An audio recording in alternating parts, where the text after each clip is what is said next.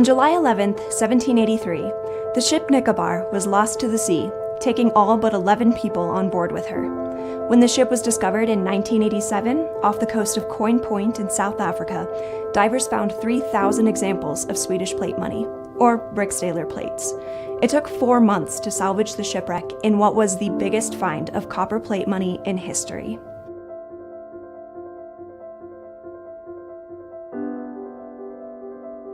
Sweden became a European power due to the conquests of Gustavus Adolphus, king from 1611 to 1632.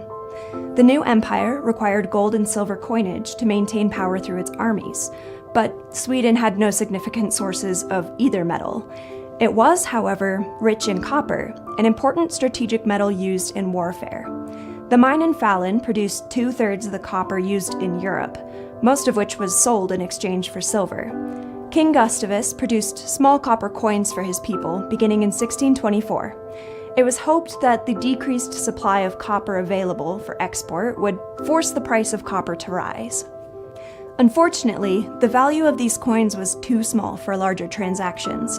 In 1644, Queen Christina attempted to solve this problem by issuing a copper coinage denominated in dalars, with the bullion value of current Swedish silver dalar coins. The result was a series of copper plates ranging from just over a pound to more than 50 pounds, the largest coins ever minted at that time.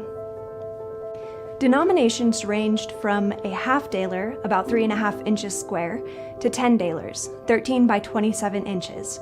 The metal was hammered into sheets of necessary thickness, cut to size with shears, then stamped. 4 corner stamps bear the name or initials of the current monarch and the year of issue. The center stamp bears the denomination and the reverse is blank. Some plates have an additional stamp due to redenomination. All this work was done by hand, using large tools, giving each plate a unique character. These pieces were cheap to produce and simplified the export of copper, but obviously they were difficult to use in everyday commerce and became unpopular among the common people. Imagine having to use a horse to carry the copper necessary to buy another horse. Illustrations show citizens with sacks of copper plates over their back, or pulling a load of plates on a sled. An account of a bank robbery in Stockholm relates how the thieves took all of the money except for the plate coins. They were too heavy and not worth the effort. Swedish plate money was produced through 1776. The 10 and 8 dalar denominations were discontinued due to their inconvenient size and weight. Eventually, the entire idea backfired on Sweden. Mining and deposits increased and the value of the metal depreciated. Virtually all of the pieces were melted down over the years, and today, most of the roughly 11,000 pieces of plate money in existence comes from shipwrecks, in particular, the Nicobar.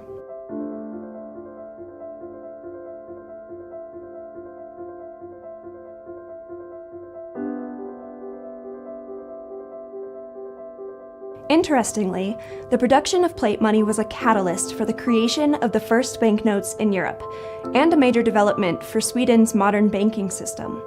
In 1656, a private bank called Stockholms Banco was licensed. The bank received copper as bullion and issued transport notes in return. This was so successful that the government revoked Stockholms Banco's charter, and in 1668 established the Royal Bank of Sweden, now called the Riksbank, the country's central bank. The Money Museum has several dalar specimens on display, where details of the coin's production can be seen up close. Although these large coins are no longer used in Sweden, their modern-day currency, based on the krona, is still sometimes referred to as riksdaler.